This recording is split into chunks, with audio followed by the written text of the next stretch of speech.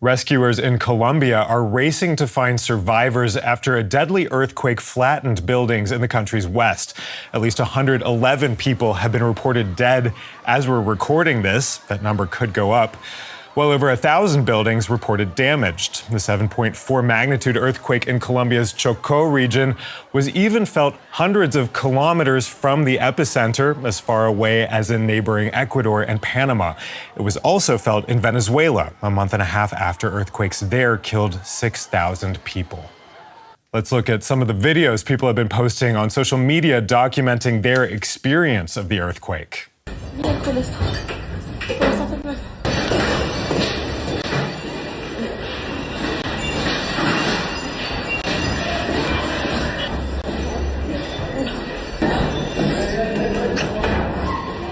Dice que va a haber réplica, así que yo me voy a ir. Mira dónde estaba guardado mi carro, así que más bien lo voy a sacar de acá. Voy a ir con Apolo. Bueno, se acá.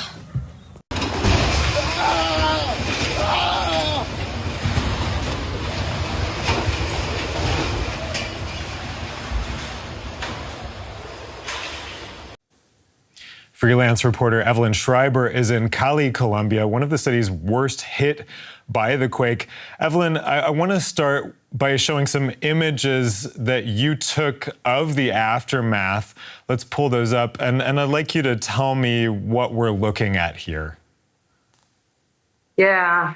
After the earthquake, I went to the south of the city with a bus. It's called Mio. It's a bus. It's crossing on the 5th Avenue, the whole city. So these images are from this journey with the bus. And there are some buildings were very much damaged, and there were also the rescue teams looking for survivors. And all over you could say you can find some stuff from the earthquake, or some damages. So here in Cali, it was very, very strong. This image, this earthquake, I felt it very much. It was not very, very nice to feel it. It was like 2 minutes. So it was long, really long. Yes, and I went with the bus there after it through this 5th Avenue, and so I saw these images, and I thought, okay, you need to document this because it's really, really horrible. Yeah, what was happening today in the morning. And Evelyn, we're seeing now some images of rescuers looking for survivors in the rubble. Tell us about the rescue efforts that are happening there in Cali and across the region. Yeah, for sure.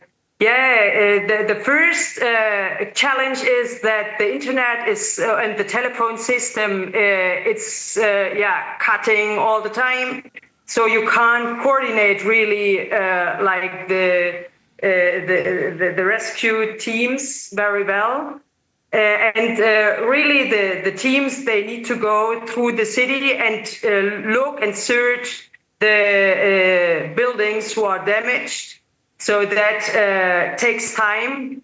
And that's why it's important also that the people who are in some streets where are damaged buildings, that they can make some images and to send it to the authorities or the rescue teams. Yes,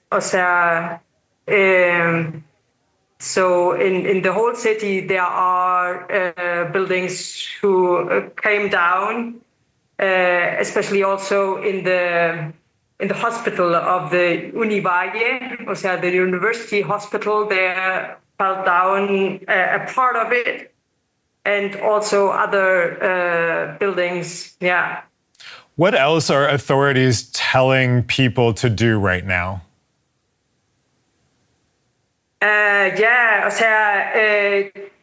we should continue to urge people, or they urge the people to remain alert and not enter to buildings which are like weak. Yeah, they can fall down. So the authorities are recommending also that you are not going out that much from your home, or so that is like the situation, and like the internet is falling down the whole time. The people are trying to communicate each other with the families and so on and so forth. So yes, it's a very complicated situation still here in Cali. Evelyn Schreiber, thank you so much for talking to DW. Please stay safe. The earthquake comes just days after Colombia's new right-wing populist president, Abelardo de la Espriella, took office on Friday. He declared a state of emergency. Let's listen to what he had to say. We will not leave them on their own. They are in our hearts, and we will reach out to them with unwavering determination. The national government continues to deploy all its resources to protect lives, assist affected communities, and deliver aid to every area in need. DW correspondent Felipe Abondano is in the capital, Bogota. Felipe, de la Espriella is fresh in office. How is his government responding to this disaster on what's basically day 4 of his presidency? Yeah, well, you can tell that it's kind of a trial by fire for him. He has to respond not only to the problem that is happening in several cities of the country, but also some towns, small towns that were affected by this earthquake. We're talking about 161 buildings that were destroyed and 1,500 buildings that are being affected. But also you have to take into account that roads are also being closed because of landslides that happened during the earthquake in several roads that connect Cali, Manizales, Armenias, all these cities that we've been talking about now, and are now unconnected from Bogota. Felipe, what is the Colombian government saying right now about the scale of the damage in terms of what to expect in the next days? Well, we are waiting for an aftershock, hoping that it is not going to happen, but it would happen. You have to get into account that it's not only helping those that are still in the rubble, but also trying to clear the paths to aid to arrive. Colombia has like 4 teams certificated to attend these kind of disasters. The URSA teams that were deployed in Venezuela a month ago, they are now traveling to Cali, to Armenia, to Manizales, but those cities are being disconnected from the main roads of the country. Some of them in Armenia, Pereira, and Manizales, the airports are now closed because of this disaster. The airport of Pereira is really damaged. So you have to also create a path to get the aid to those places. It's going to take some time.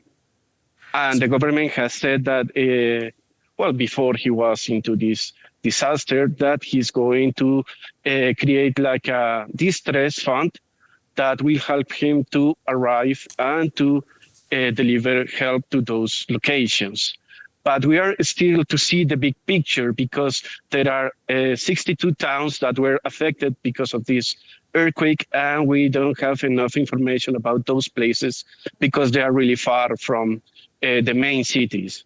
People have been sending videos from these places, but we need to see how big the scale of the damage is in towns like El Cairo in Tolima. Felipe, hang in there. I want to come right back to you. Let's look at some messages of support coming in from countries across the region and the world. International pop star Shakira said, "All my strength and love to my homeland." U.S. Secretary of State Marco Rubio said the United States stands ready to support Colombia. Let's also see what EU Commission President Ursula von der Leyen said. She said, "Tonight, Europe's heart is with the people of Colombia after the terrible earthquake in the Chocó region. We've already mobilized Copernicus, our satellite service, to help with rescue operations, and we're ready to provide more support." Felipe, I know that you felt this earthquake as far away from the epicenter as in Bogota. Tell us a little bit about your experience. Well, we were just starting the day. 7:35 is kind of the moment on the day that you are going to places, that you're trying to go to the office or you're going to go to the school or the university. So I was just leaving my home when the earthquake started. In Bogota, you're accustomed to feel earthquakes like 2 or 3 times per year, but this one was so long and everything was moving. So you can feel like it was a big one. And then you have to wonder if it's better to go outside the building or just to stay in your apartment to see what is going to happen. So I tried just to stay quiet, and then I was listening some small cracks in the buildings. You can feel the building moving, but also you can hear it, how it's trying to keep up with the rhythm of the earthquake. And I managed to hear like a couple of bricks maybe falling down. But when I went outside of the building was okay. Bogota was not that affected, and some rescue teams arrived to see if the gas connections were okay. But when you see the images of what happened in Cali, in Manizales, these cities are not so far from Bogota, but it's a different weather and it's different people. They arrive earlier to the places where they work or they study. And you see this collapsed building and you start to wonder how many people were injured or sadly killed. So this is really terrible. TW correspondent Felipe Abondano, thanks for your reporting, Felipe. To get a different perspective on this story, let's talk to Robert Weiss. He's a professor of natural hazards at Virginia Tech University in the U.S. Robert, thanks for joining me. This earthquake in Colombia happened just 6 weeks after the twin quakes next door in Venezuela that killed over 6,000 people. Are these disasters connected, or is this just a coincidence?